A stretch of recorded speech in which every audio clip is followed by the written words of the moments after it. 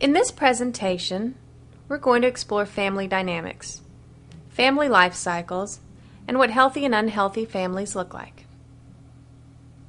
I'm Helga Gilbert, and this is What is a Family?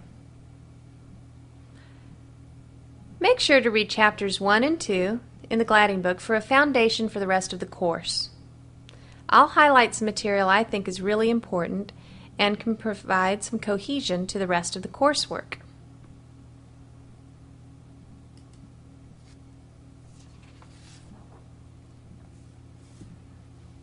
Throughout human history, families are a unit that forms for the purpose of caring for children, providing safety, protection, nutrition.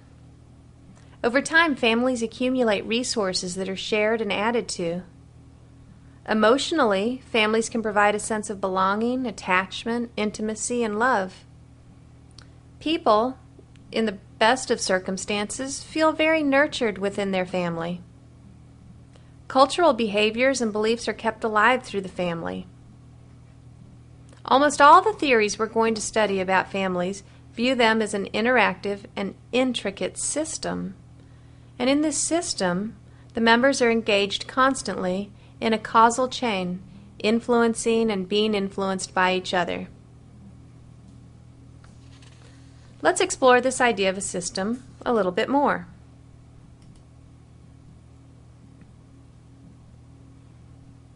On this slide, entitled Systems Theory, you'll see some of the main theories that have driven family therapy to this point. Certainly, systems theory became all the rage 30 or 40 years ago, not only in helping understand human behavior and how families work, but it was also applied to science and other fields, and it served as just the standard model of explaining phenomena. Within a systemic view of families, when there's dysfunction among one member, the entire system is negatively affected. Likewise, dysfunctional behavior in just one family member signals that the entire system is having problems. Individuals seek out a place in the family hierarchy, and they play roles, not just the roles of mother or sister, but more negative roles like scapegoat or savior or martyr. We'll talk about this in a little more detail as we move into discussing Adler and the processes that occur in family therapy.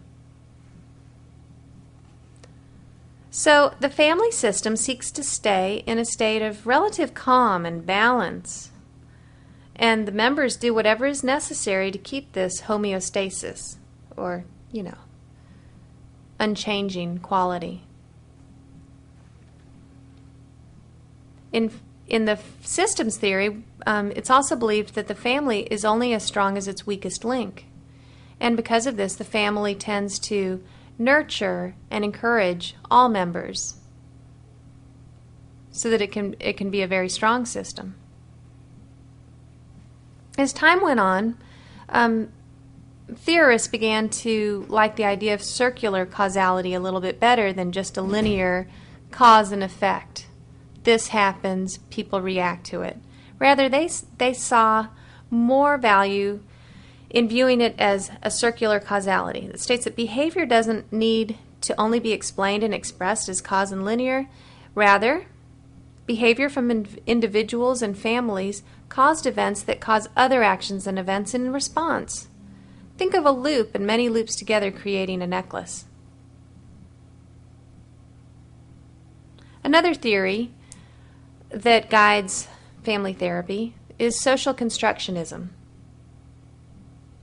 This states that our experiences of our world are based on how we think about them, rather than an objective truth. So, the way one person perceives an event, or even life within a family, could be very different from the way their sibling perceives it, or someone who was there at that situation at that same time. And our experiences and our beliefs guiding our behaviors is very much a foundation of a lot of our psychological thought today, and guides a lot of therapy, particularly cognitive therapy, cognitive behavioral therapy, and onward. So, let's also talk about feminist theory.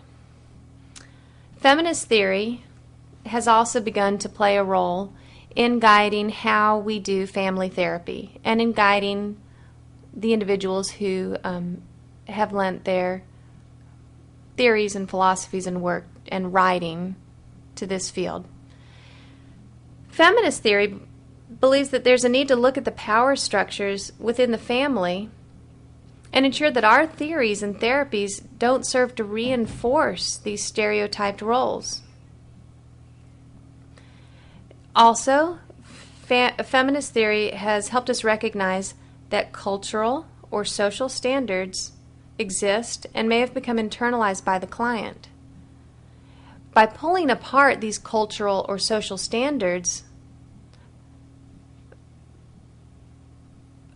we're able to, in a way, liberate the individual from feeling that they need to, that it's a rule that they need to adhere to a stereotyped gender role.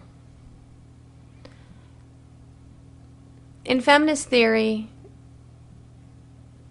the theorist also wants to be sure that we really take a hard look at some of the beliefs, the older beliefs that have guided the way we do family therapy, and just to ensure that these don't serve to keep women perhaps in a certain role. And we're going to get into that more at the end of this lecture.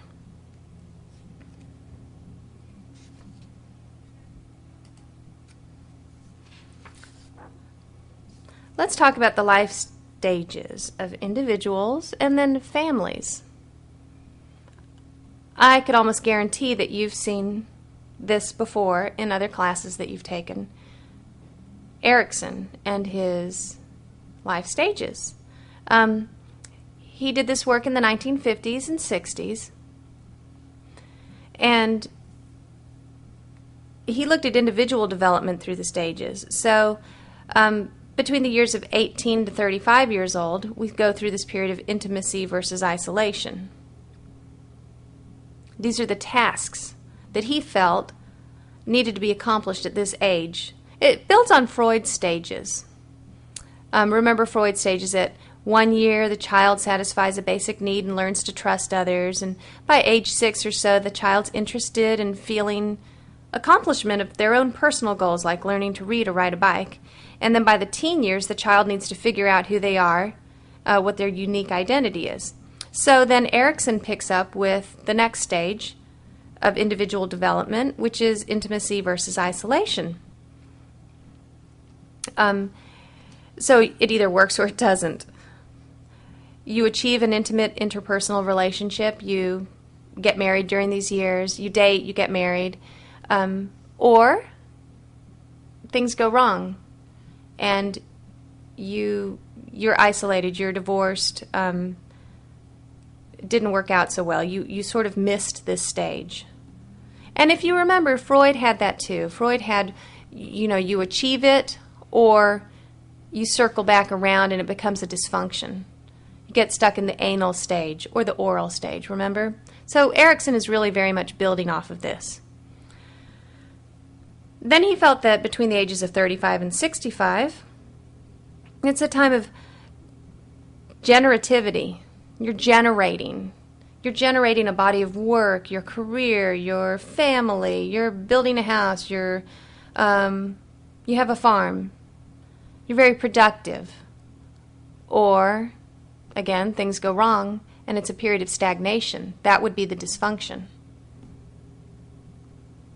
And then at 65 and older, the life stage is integrity. You feel worthwhile. You feel like your life, your relationships, your family, and your work has meant something. You have achieved something. You've brought it all together and it's this beautiful whole of your life.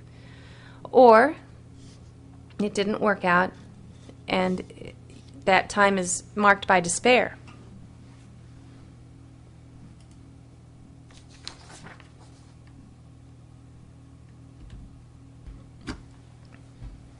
Now we talk about Erickson and the individual stages that a person goes through, individual development of their lives, because we want to then think about the family life cycle. It has a life cycle too.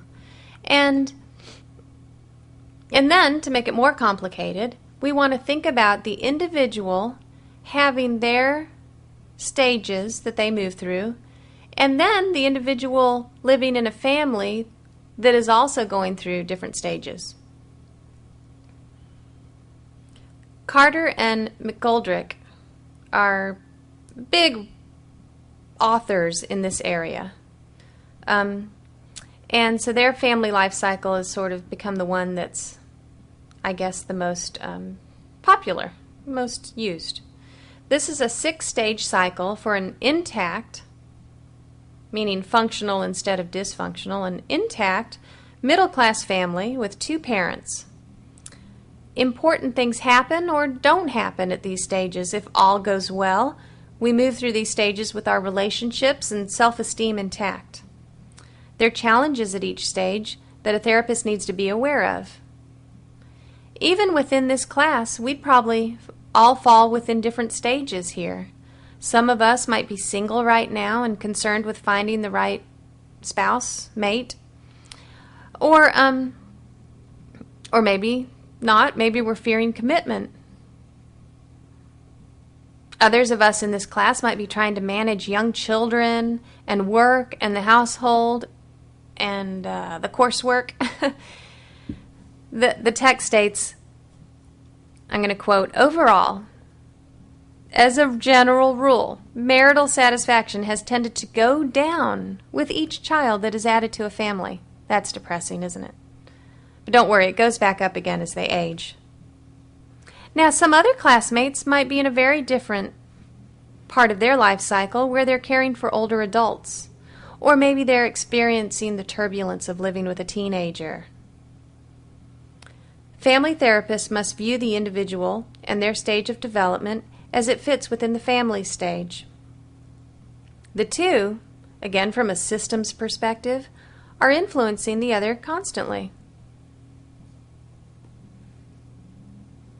Awareness of both is vital, the family life cycle and the individual life cycle. The age and stage and family life that the therapist, him or herself, personally is experiencing or has experiencing really impacts his understanding and his ability to be effective in working with families who are also going through certain stages. It's called a therapist fit. Now, a counselor, a rehab counselor, you, me, who has experienced the frustrations and sleepiness and stress of taking care of a baby and young children, will be much more quickly able to ascertain some of the marital issues that a couple with a young family is facing at that point. Likewise, a therapist who has the same ethnic background as the family they're working with might have a better fit. If you haven't had children and you're working with a couple who does, or if you're black and the couple you're working with is white, does this mean it's not going to work out? You need to give them to another counselor or therapist to work with? No. Fit can be improved through education, experience.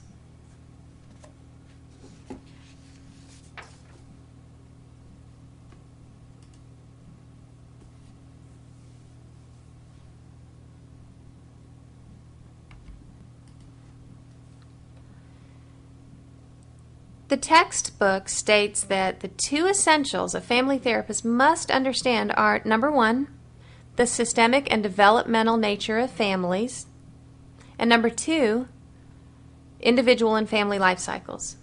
We've covered that. It's helpful to keep these basics in mind as you move through the rest of the book. This is the foundation. We've considered the individual in the family, the often predictable stages the individual and the family move through, and now we have to consider the forces that play upon the family as it travels forward through time and space, the family's ethnicity, economic situation, religion, world events that are happening, Oh, and the occasional tidal wave, death, disability, war.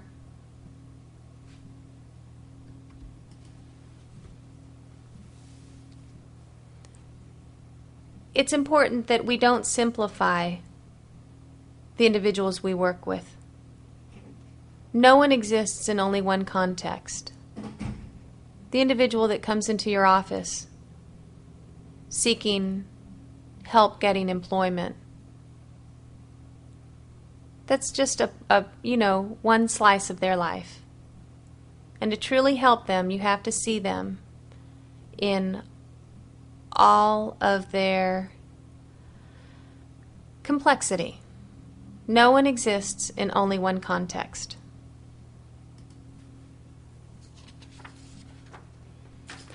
Well, to understand what dysfunctional families are, I guess we need to know what healthy families are. Healthy families are committed to each other. They're not emotionally distant from each other. They are not enmeshed with each other, however. Committed to each other, but not enmeshed.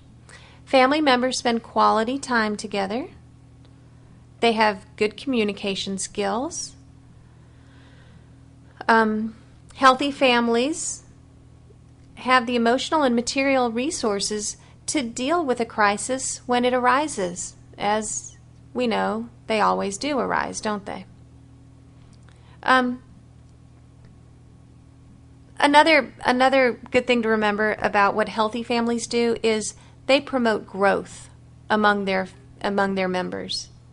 They're interested in seeing continual growth, movement, progression through the life stages, and achieving goals and a fulfilling life. They don't hold each other back and might even go to great lengths to help promote the growth. Saving money for college for your children, making sure your children do well in school and checking on their homework, that sort of thing.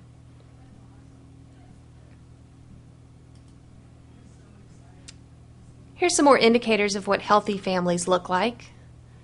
They tend to have a religious or a spiritual orientation. This can help in a time of loss. If there's been a death of a child, for instance, and the family is able to be surrounded by the community of their church or synagogue. Religious and spiritual orientation also helps you mark important life events. Deaths and births and marriages and even coming of age ceremonies within churches like a bar mitzvah or a confirmation. Healthy families tend to, like I just said, encourage individual members to develop abilities, promote growth, support learning in school, help the kid through their tough adolescent issues with dealing with peers and, giving them advice and helping shepherd them through that tough time. And then for the older young adult, helping support their transition into full adulthood, moving out. Big important transitions, moving to another city, getting a job, that sort of thing. Healthy families have really clearly differentiated roles and organization about them. Individuals are happy with their roles, and their roles are appropriate for their age and their interests. Their roles can change if they desire it. What about tradition and culture? How do you think that impacts the roles that people have to play in their families? Do you think that less rigid roles would be better?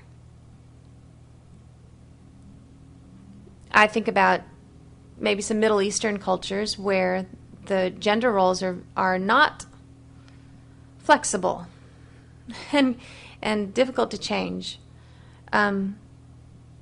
So perhaps less rigidness, no, that wouldn't really be better for a family depending on their culture. But in America, in Western Europe, the Western world, yeah, probably less rigidness is better.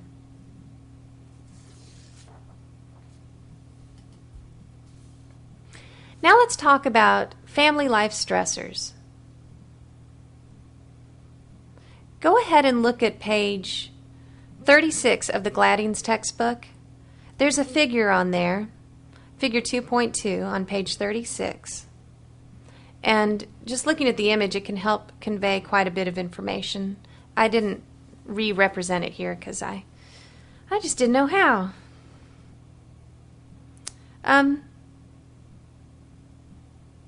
Families encounter a lot of stress in their journey through life together. Coping and surviving it intact is the goal.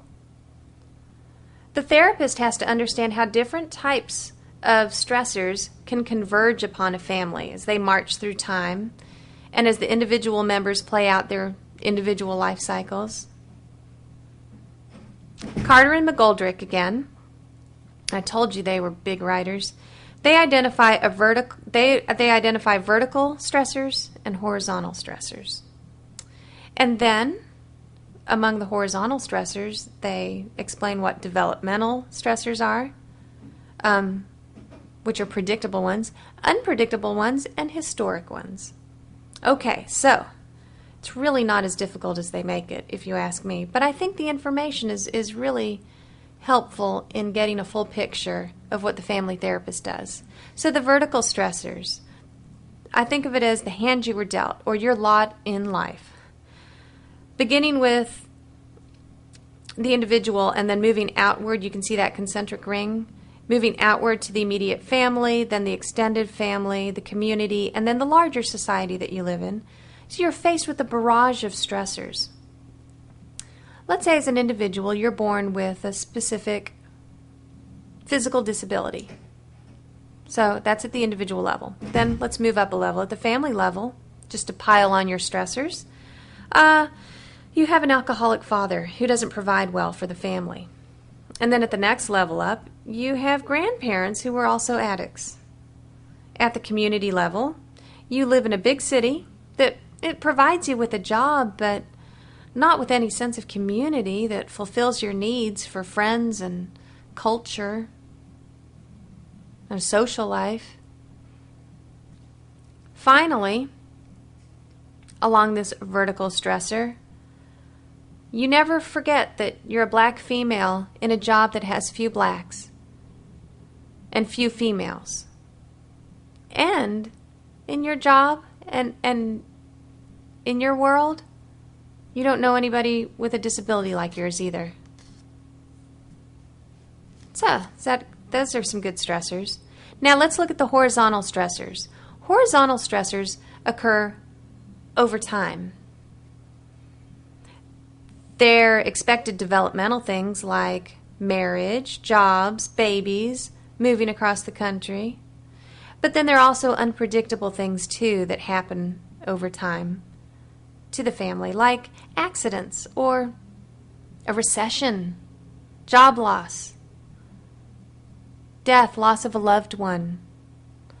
Compound all of this with historical events of our day like 9/11, a war in Iraq, Afghanistan, floods, ice storms, and you have a good picture of the breadth and the depth of the stressors that we all have to endure.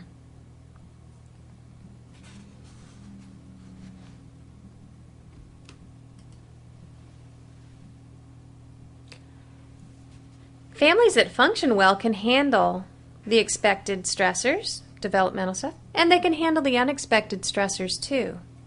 And we talked about what it means to function well and to be healthy. You know, because they're committed to each other, they encourage each other, all of that.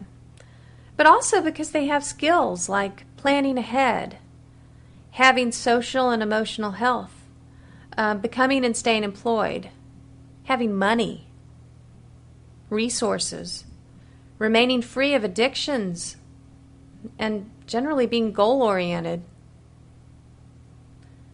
Of course, the expected stressor is much easier to handle than the unexpected stressor. The author discusses developmental events that occur at the wrong time. I thought that was an interesting issue to think about. Perhaps getting married later in life, you're not so flexible in dealing with some of the relationship issues that come up, and learning how to share your life at that late point instead of learning to share it when you're 19 or 25. You're having to learn how to accommodate someone when you're 39, 42. That could put you in the family therapist's office. Or how about having a late baby, a baby you didn't expect, when you thought you were out of that stage of family life. You thought you were maybe moving into your career, and now you're back a few steps. Or what about parents who become dependent on their children too soon? Perhaps you thought you weren't going to have your parents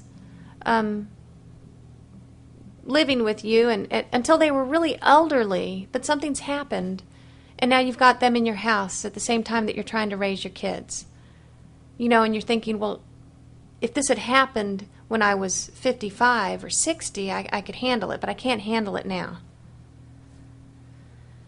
Or what about kids who just don't move out of their parents' house? So the parents thought, at this stage in our lives, we'll be having that empty nest syndrome, but we'll also be enjoying life in a new way, and we'll be recommitting to each other and to our relationship, and, you know, all these cruises we're going to take, whatever.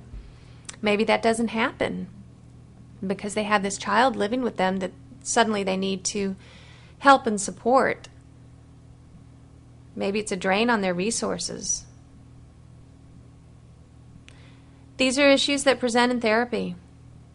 Now, when the therapist understands the natural course of stressors, she can better understand the great impact of stressors happening unexpectedly and out of their order. The family can be thought of as a system, constantly trying to stay in balance. Sometimes a family can't regain balance when their environment doesn't allow them to recover. The example is a family already living in poverty who then loses the breadwinner of the family.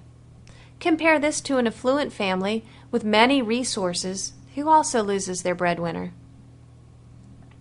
Extraordinary stressors can leave a family unbalanced and its members traumatized. Victims of crime, abuse, rape, catastrophic physical injuries. It can forever alter the family's lifestyle and their development and their family cycle path. And dysfunctional behaviors can certainly emerge out of these difficult situations. Homeostasis is lost. Remember, we talked about the family system constantly striving to keep homeostasis? They can't. They can't anymore. Families that function well can handle the expected and the unexpected stressors because they're committed to each other and they encourage each other, etc. But certain situations, and it becomes overwhelming. Describing the structure of a family is really like describing the structure of a building. It's a descriptive way of explaining the very building blocks that make the family look and function the way it does, makes it unique.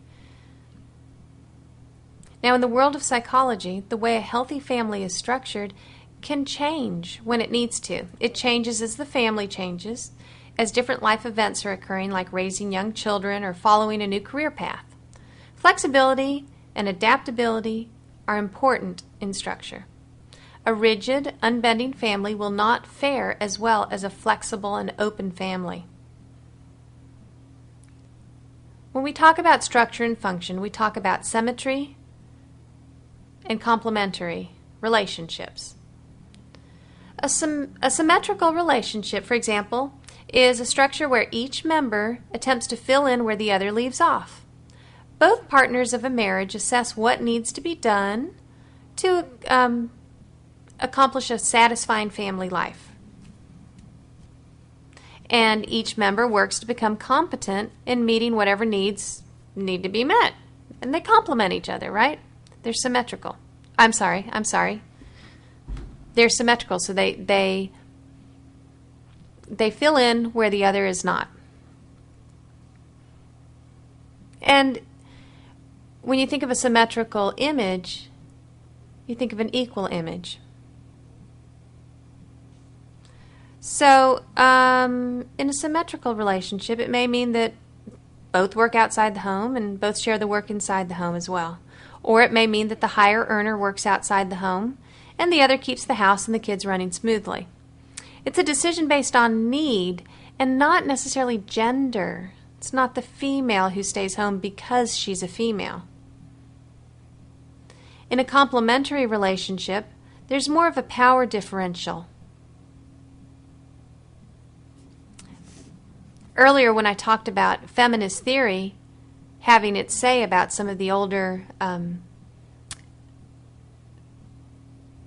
theories about family therapy, this is one of the areas that they weren't so comfortable with. So traditional sex roles are usually seen in a complementary relationship. The provider is the male, the nurturer is the female. Those exist. Now, we could make the argument that as long as neither of these individuals feel stereotyped in their roles in this complementary relationship, then the family arrangement can be very satisfying to both. Now, a third possibility exists where complementary and symmetrical relationships are exchanged as needed for the family to accomplish goals. And this would be called a parallel relationship. And I imagine that that would be the healthiest relationship.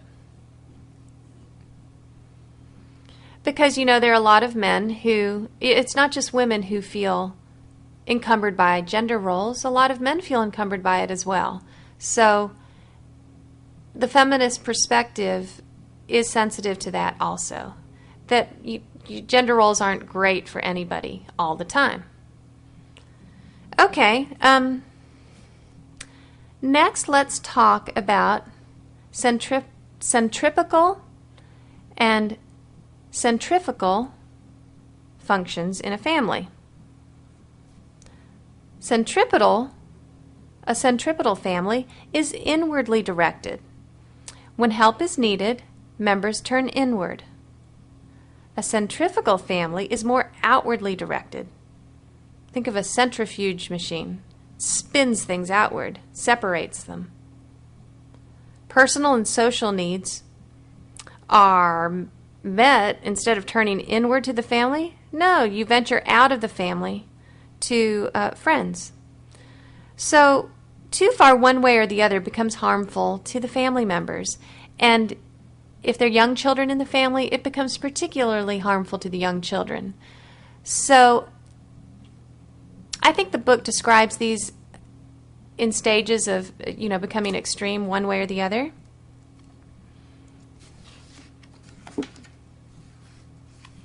And obviously an extreme is not going to be good. An extreme centripetal force would be very enmeshing and very suffocating. And an extreme centrifugal force would feel like the family had dissolved, really, that the family was not important and there was no cohesion there anymore. So you can see how that would be terribly confusing to children. Now let's talk about a family in terms of their ability to be adaptable and cohesive. These are viewed as a range also. So the optimal functioning would allow for the family to have structure, but be flexible and adaptable when necessary. And it would provide family members to feel a strong connection to each other, but not a suffocating enmeshment. Adaptability and cohesion may change as a family moves through its life cycles. Can you think of a time when a family would need to be more cohesive or rigid? I think perhaps when maybe the family is very young, the children are very, very young. A a cohesive and rigid family would be important to protecting and nurturing these children and making them, making sure they get through the first month of life or the first week of life.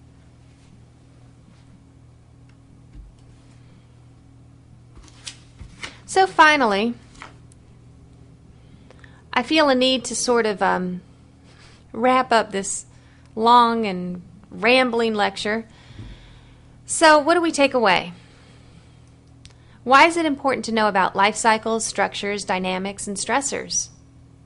Well, in order to fully appreciate how complicated and multidimensional a family is, we need to know about these things. We need to realize the layers of culture, place, heredity, time, and family structure in which each of us exists. Family therapy began with Alfred Adler, but it's now a more sophisticated field, drawing on theories of psychodynamic, Bowen, experiential, systemic, strategic, cognitive behavioral, structural, solution-focused, and narrative theories. They're new techniques. There are our modern world constantly demands that we keep rethinking and re-philosophizing, really. That's what psychology is. It's just a philosophy. Philosophy of life and what the good life is and how to help families live that. And one last thing I wanted to point out to you was the psychoeducational model. I think it should be of interest to rehab counselors. One of these early chapters, is it chapter 2? Just has a tiny bit on Carol Anderson as one of its proponents. Carol Anderson, her work was in teaching families about the multiple aspects of mental illness. I think it was schizophrenia. And she had the families come together in like a classroom format. And, that's where the word psychoeducational comes from. This psychoeducational model seems like it would work well for rehab counselors if you wanted to try to do something like this for a class project, or if you would just like to study Carol Anderson for perhaps your journal critiques. Anyway, so she brought families together, and she not only taught them about the aspects of mental illness, historically, currently, but she taught the families some of these basics of family therapy. What are good boundaries? What are strong subsystems? A subsystem would be like the parents are a subsystem within the bigger family system. The subsystems need to be strong. The parents need to have a united front. So I think that would be really interesting work for you to pursue and look into for this class, and particularly because I think that the psychoeducational model would be something that applies to us. We're not going to be therapists. We don't have the certification. You can't take the class and, start doing family therapy. Obviously, you know that. But there's a lot of this that we can pick out because we do work with families. And I honestly think we're one of the better helping professionals who is able to take this bigger, wider look at life and how people find significance in it. I'm not sure that the person handing out food stamps thinks about that, thinks about the individual's self-esteem and how they can find meaning in life through work, and how independent living skills will greatly enhance their life. No, but hey, what a great career that we have as rehab counselors, that we're able to step back, take all of this into view. So thank you very much, and we'll proceed on with the next lecture.